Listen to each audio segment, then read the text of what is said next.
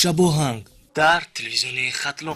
شما بخیر بیننده های عزیز تلویزیون خطلون، باز یک هفته سپری گردید و من گمان میکنم که این هفته برای شما یک هفته با برار بود و این شام هر کس من فکر میکنم برای تماشا هر چیز رو انتخاب کرد و شما انتخاب کردید برنامه شباهنگ را و من عاشقانه درود میگم، شماتون رو بخیر میگم و بسیار خوشحالم که دیگر جا رو نه بلکه برای تماشا کردن برنامه ما رو انتخاب کردید و این شام در صحبت برنامه ما دعوت نمودیم هنرپیشه خلقی جمهوری تاجیکستان استاد محمد علی ایوبی رو. من شما رو به برنامه خوش آمدید میگم و بسیار خوشحالم که دعوت ما رو رد نکردید. زنده باشید. منم از فرصت بسیار مناسب استفاده برده اولا همه دستان کارهای شما رو و تمام بینندگان عزیز رو به این شام بسیار زیبا و دیدنی و دوست داشتنی خیر مقدم میگویم، خوش آمد میگویم و بگذار که این شام برای هم ما و هم بیننده عزیز یک شام زیبا و یک شام فراموش نشدنی باشد. تشکر استاد. استاد محمد علی ایوبی به برنامه ما با کدام ارمغان آماده باشد؟ وقتی که شما سخن رو از شام عاشقانه و عشق و محبت آغاز کردید، من هم در همین لحظات همون دوره جوانی هم به خاطر آمد و یک سودی شوخ جوانی که ایجاد کرده بودم همون به خاطر آمد. اگر که امکانات باشد از همون سود آغاز میکنم. زنده باشید.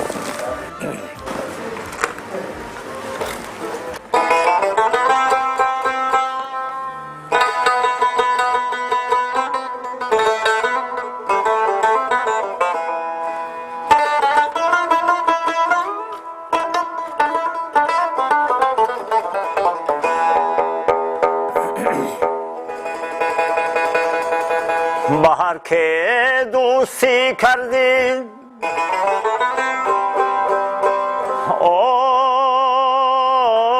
بهر که دوستی کردید عوض سنجیدنت لازم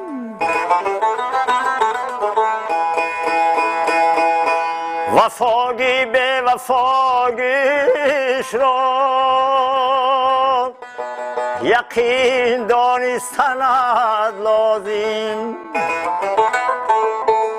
اگر او به وفا باشد از او دل کندنت لازم و اگر او با وفا باشد با او جان دادنت لازم اگر او با وفا باشد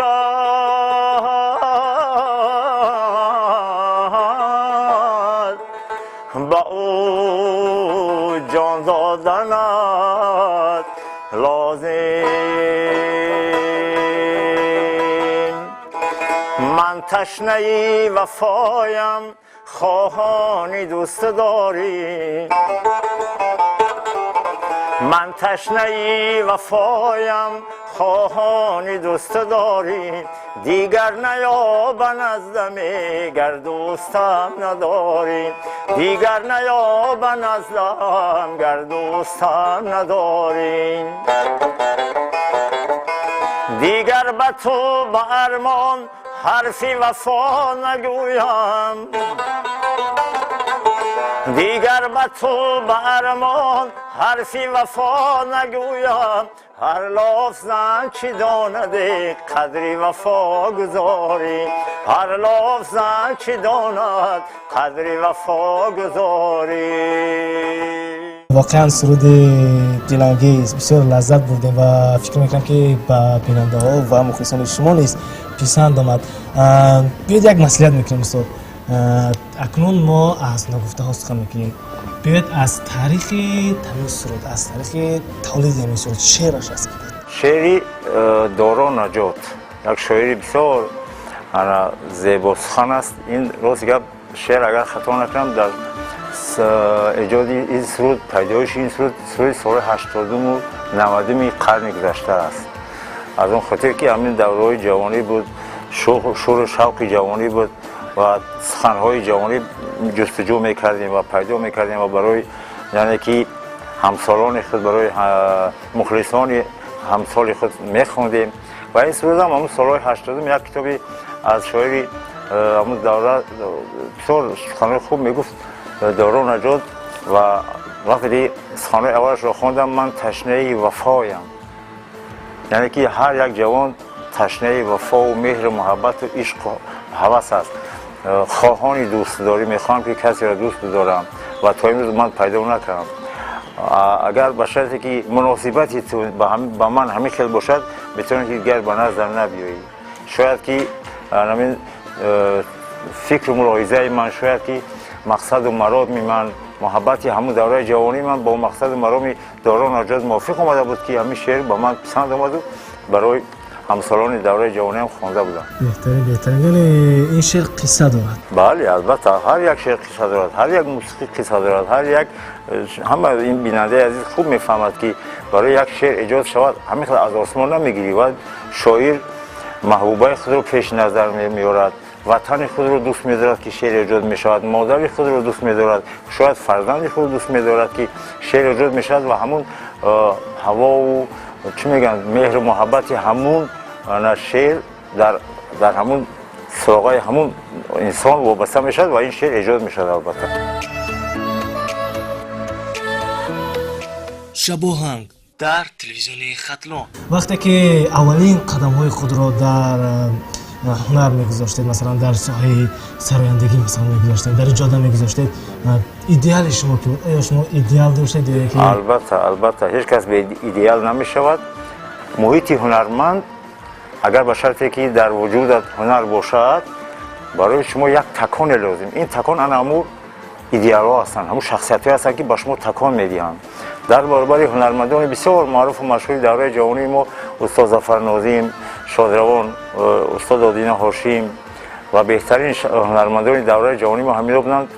در برابر اینا ما هنرمندان استادانی داشتیم در دهات که استادان ما بودند، استاد نور محمد بازاری، استاد امید سعیدов، امید استاد خوشوقت ادریسов، سید جمال مقصودov و بسیار دیگران بودند که ما از این هنرمندان در معرکات در بزما الهام میگرفتیم، ترانه‌های آنها رو میسراییدیم و همه چیز با ما الهام و در برابر این شادروان پدرم هم با موسیقی و با صنعت که خیلی رغبت زیاد داشت مرا به همین راهی هنر گویا که هم الهام دادند و هم راهنمایی کردند و هم دعا دادند و امروز الکی زیاده از 40 سال است که من در این ساحه با تماشابین عزیز روبرو هستم و تا جای توانسته باشم خدمت کرده هستم.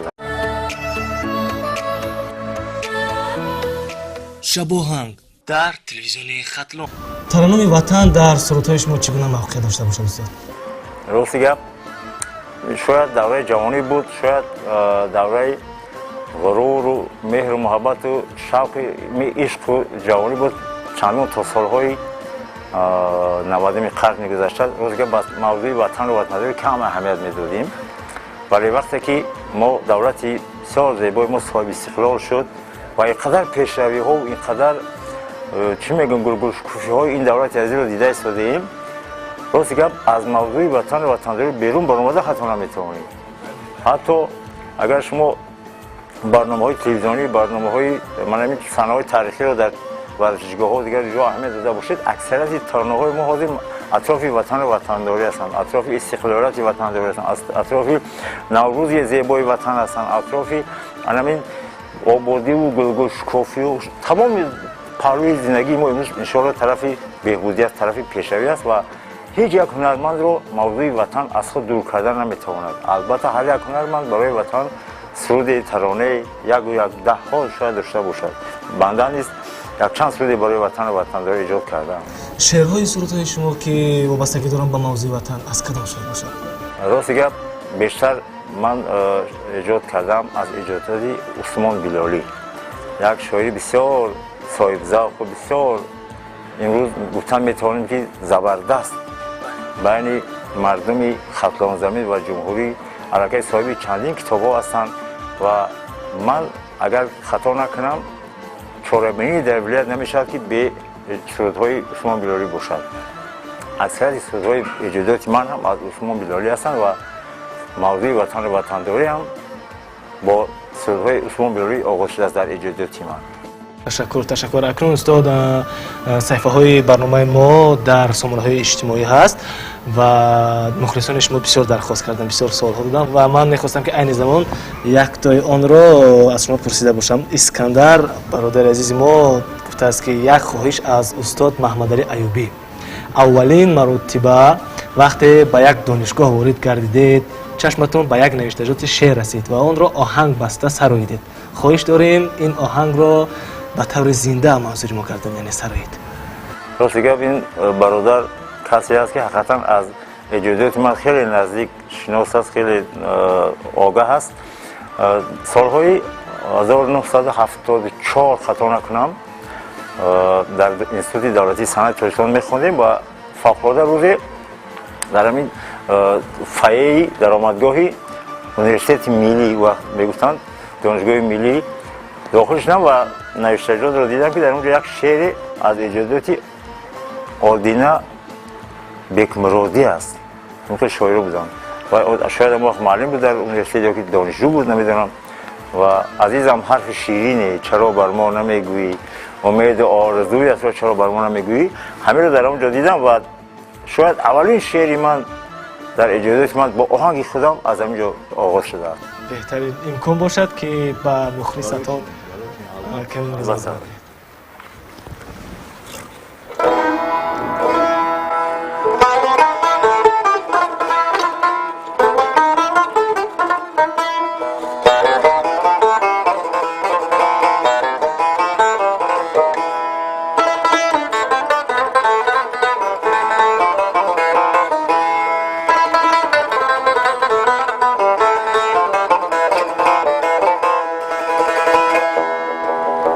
عزیزم حرفی شیرینه چرا بر ما نمیگویی، عزیزم حرفی شیرینه چرا بر ما نمیگویی، امید و آرزویت را چرا بر ما نمیگویی، امید و آرزویت را چرا بر ما نمیگویی.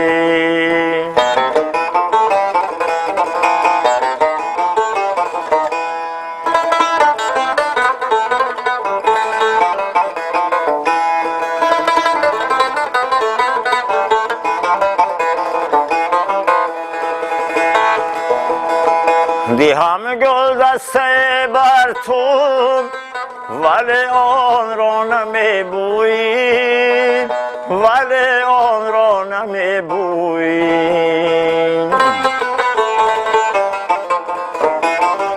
دهم گل دسته بر تو ولی آن را نمیبویی، ولی آن را نمیبویی. زی قلبی من چرا جانا محبت را نمیجویی، زی قلبی من چرا جانا محبت را نمیجویی. تشکر. واقعا شعر خوب، واقعا سرود خوب. و من یک چیز دیگر رو میخواستم از شما بپرسم، خیلی که فراموش کردم استاد، نواختن همین اسباب، یعنی تاریخ آموختن شما که همین اسباب رو آموختید چگونه مثلا تاریخ دارد، چگونه قصه دارد؟ تاریخی مطرب شدن ما با موسیقی سر کار گرفتن ما بسیار وزین، بسیار پهلوی تاریک دارد، چون که سالهایی که ما با موسیقی قدم بودیم سالهای 60 و 70 قرن گذشته اسباب موسیقی کم بود. یگان از تاشکند رباب‌های قشقرچه می‌آوردند و در هر یک دهاتی شاید یک تا دو تا بود. در مکتب‌ها هم بسیار کم بود و استاد نور محمد بازاری ما رو در مکتب درس می‌گفتند و وقتی که پای بردند که من کمی با موسیقی شوق و ذوق دارم، رباب شخصیش رو به من تهیه کرد، گفت که همین رباب در اختیار شما میتونید با خانه‌تون ببرید یا در مکتب مشق کنید تا آنکه همون ذوق و حواس خودت رو دریابی، یعنی که مطرب شوی. و شاید همین دستگیری‌های استادان بودن که ما مطرب شدیم، رفته در دانشگاه هنرهای زیبا باز هم رباب و هم غیجک رو مشق کردیم، آموختیم و تا جای як каму беш омӯхтем ба дигар ҷавонҳо ҳам омӯзондем ва то имрӯз аз ин асбобҳои миллӣ истифода мебарем. беҳтарин боз кадом намуд асбоб барои шумо навохта метавонистад? рост гап ҳамин асбобе ки имрӯз дар дасти мардуманд тору рубобу дуторбаст мегӯянд, ғиҷак мегӯянд, думбраву хоб созу асбобҳои зарбию ҳамин асбобҳоро ҳамаашо ман менозам бо ҳамаи асбобҳо суруд мехонам. барои ҳунарманди асир шудан чӣ бояд кард? барои ҳунарманди асир шудан гумон мекунам ки фақат як овози доштан кам аст, фақат як мутриб будан кам аст, фақат як чеҳраи зебо доштан кам аст, фақат як сухани баландро фаҳмидан кам аст. ҳама интизом, ахлоқ, одоб, завқ, ҳавас, меҳнат, заҳмат, сабр, тоқат ҳамаи ҳамин чизҳо якҷоя мешаванд ва баъд ҳунарманд асир мешавад. боз дар баробари ҳамаи ҳамин чизҳо анаму сабру тоқате ки тоқат кардаву бо ними нон оҳанг баставу эҷод кардаву ба мардум пешкаш кардаву байни мардум маҳбубият пайдо кардан ҳамин чиз инсонро ба қуллаҳои баланди ҳунару ҳунармандӣ мерасонад. шабоҳанг дар телевизиони хатлон. оё устод мамалил айбӣ ягон хотираи фаромӯшношуданӣ дошта бошанд? албатта чӣ вақте ки соли 2003 аввалин бор бо кӯшишу заҳмати вазорати фарҳанг ва бо дастгирии пешвои муаззами миллат муҳтарам эмомали раҳмон ҷашни фалак ҷашн гирифта шуд. мо соли 2003, 2004, 2005 ҳар сол дар ҷашни фалак иштирок мекардем ва ногаҳон рӯзе дар ҷашни фалак банда дар саҳна суруд мехондам ва ҳамин ки тамом кардам ҷаноби ёле аз ҷо хестам ва гуфтам маҳмадалӣ як 4 мисра зинда бихонед барои мо. лекин шумо бовар кунед ки ҳамун сурудҳои мехондагимам зинда буданд, мо фонограмма нахонда будем, вале ҷаноби ёле шояд гумон карда бошад ки ин фалак дар ҳисоби фонограмма бошад. ман аз ҷо хестам 4 мисра хондам бо овози баланди зинда бо микрофон бемусхӣ ва ҷаноби ёле миннатдор шуданд ва ман аз ин ифтихори баланд кардам ва то имрӯз ин чиз дар қалби ман ҷой дорад. беҳтарин. бисёре аз мухлисони шумо дар гурӯҳҳои мо навиштанд, дар саҳифаҳои мо навиштанд ки устод шумо дар бораи ҳаёти оилавии худ беҳишон қисса кунед. ман рости гап аз оилаам, аз фарзандонам бисёр хурсанд ҳастам. бисёр чӣ мегӯянд, як худованд барои ман як оилаеро насиб дидааст ки агар бандаашро дӯст медоштааст, оилае ба шумо муносиб медонистааст ки тамоми паҳлӯи зиндагии ман имрӯз боиси ифтихори ман ҳастанд. 4 писар дорам. ҳар 4 писарам соҳиби маълумоти олӣ ҳастанд. ҳар 4 писарам соҳиби шаҳодатномаи ронандагӣ ҳастанд. ҳар 4 писарам донандаи ҳам мавзӯъҳои дунявӣ ҳастанд, ҳам уқбовӣ ҳастанд ва соҳиби фарзандҳо ҳастанд. ман аз ҳар 4 писарам набираҳо дорам ва аз ин давлати баландтар, аз ин ифтихори баландтар барои ману оилаи ман нест. оилае дорам ки оилаи ман маро мефаҳмад. ҳамчун ҳунарманд барои ман ҳама паҳлӯи ҳама тарафҳои ва роҳҳом озод ҳастанд, кушода ҳастанд. ман метавонам ки дар ҳама баъзми тарафҳо иштирок кунам ва ягон саволу ҷавоб баъди аз иштироки ман баъд аз баъзмҳо дар хона пайдо намешавад, чунки оилаи ман ба ман боварӣ дорад ва манам умед дорам ки касе ки дар оилаи худаш содиқ бошад дил гувоҳи ҳол аст. шабоҳанг дар телевизиони хатлон. бинандагони азиз, мо барномаро идома медиҳем ва ман мехостам як чизи дигарро аз шумо бипурсам ки шумо дар кадом ҳолат хушҳол мешавед? агар варзишгар дар саҳнаи варзиш ғолиб шавад, ман гумон мекунам ки хурсанд мешавад, шод мешавад, дилшод мешавад. ҳунарманд вақте дилшод мешавад ки ҳамун ҳунари ба мардум пешкаш кардааш, яъне ки муваффақият ба даст биёрад, яъне ки боиси кафкубиҳо шавад, боиси раҳмату офаринҳо шавад, боиси яъне ки чеҳраи мардум аллакай ба шумо маълум аст ки ҳамин ҳунари шумо, истеъдоди шумо, таронаи шумо, мусиқии шумо писанд аст ё не. вақте ки чеҳраи тамошобин ба шумо ҳамин хел зебову хандаовар, чӣ мегӯянд, шодиовар аст, ҳамон вақт дили ҳунарманд ба бовар мекунам ки аз ҳамаи ҳунармандон ҳамин хел бояд бошад, шод мешавад ва масрур мешавад ва худро хеле хушҳол ҳисоб мекунад. تشکر برای اون که فرصت برای ما دست نمیدید و من بسیار میخواستم که سالها و درخواستایی که به عنوانی برای من با شما داده بودن اونها ما باید حتما به شما رسونیده باشیم. زمان، شهرت و احسان جان 3 نفر بسیار خواستن که سرودی که جانم پدر جان گفتند همین سرود رو بسیار دوست می‌دارم. گفتم بسیار دوست می‌دارم این سرود رو و بسیار خوشحال می‌شدیم اگر استاد این سرود رو به طور زنده سرایند.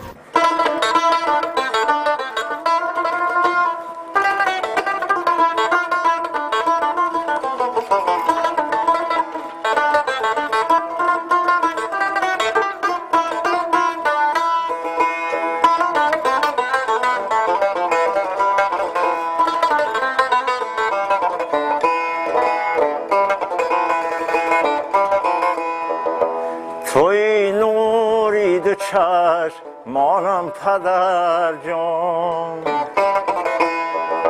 عزیز و بهتر از جانم پدر جان،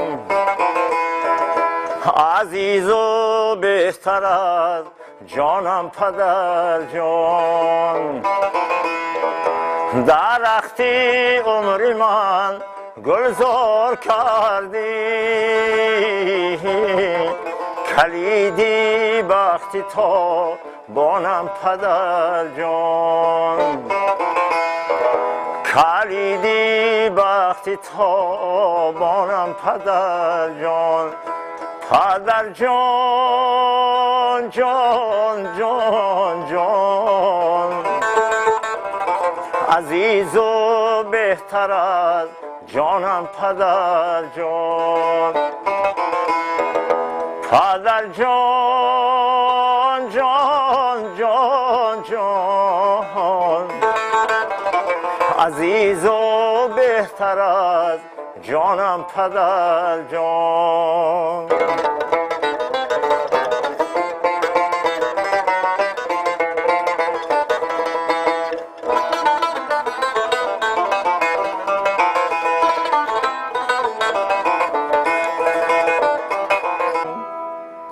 بهترین صدایتان خسته نباشد. بسیار سرود لذت بخش و بگذار انا همین لذتی که در سرودهای شما است بسیار جاودانه باشد و سرودهای جدیدی دیگر به هواداران خود پیشنهاد کنید. همیشه دوستدار همگون باشید، همین گونه که امروز هستید.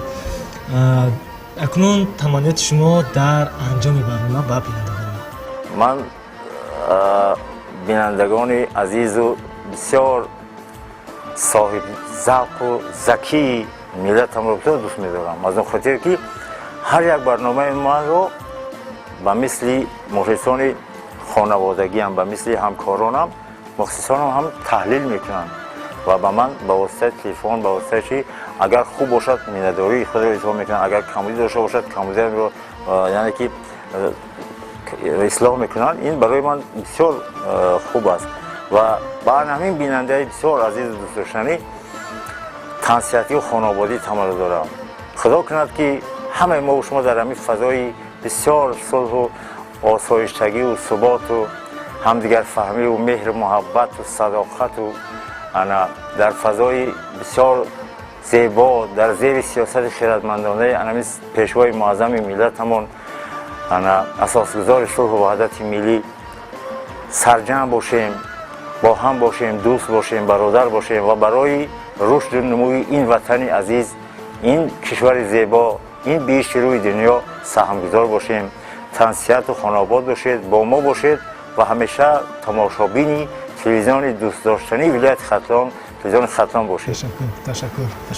با آن همین تمانیت‌های بسیار هم نیک استاد اینجا حسن انجام پذیریم برنامه شباهنگ رو و من بار دیگر یادآور میشم که در صحبت شامگاهی برنامه ما حضور داشتند در پیشه خلقی جمهوری تاجیکستان استاد محمد ایوبی. بار دیگر شما را خوش آمدید میگیم و تا دورهای نوبتی با شما خداحافظی میکنیم و امیدواریم که در نشر نوبتی هفته دیگر در همین وقت ساعت ما را منتظر خواهید شد. تا دورهای بعدی خیر. با حرف روشنی ستاره ها، با نور باری نظاره ها، با اگر خیزی شراره ها زبان گفتگو کشایم وطن بزرگی تو را سرایم وطن زبان گفتگو کشایم وطن بزرگی تو را سرایم وطن چکامه صداقت و وفا بلب ترانه سعادت و رضا بلب کلام وحدت و صفا بلب زبان گفتگو کشایم وطن بزرگی تو را سرایم وطن ای وطن ای وطن بزرگی تو را سرایم وطن ای وطن ای وطن بزرگی تو را سرایم وطن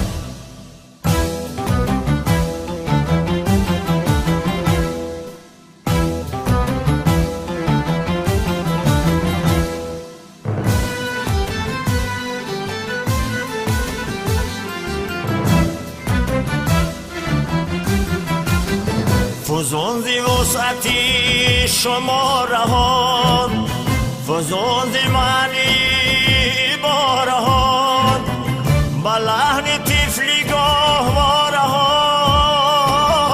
زبان گفتگو کشایم وطن بزرگی تو را سرایم وطن بر رمز و بر اشاره نوشته ای صفال پارهان بگیریم مثل چشمه و فواره ها زبان گفتگو کشایم وطن زبان گفتگو کشایم وطن بزرگی تو را سرایم وطن ای وطن وطن بزرگی تو را سرایم وطن ای وطن ای وطن بزرگی تو را سرایم وطن ای وطن ای وطن بزرگی تو را سرایم وطن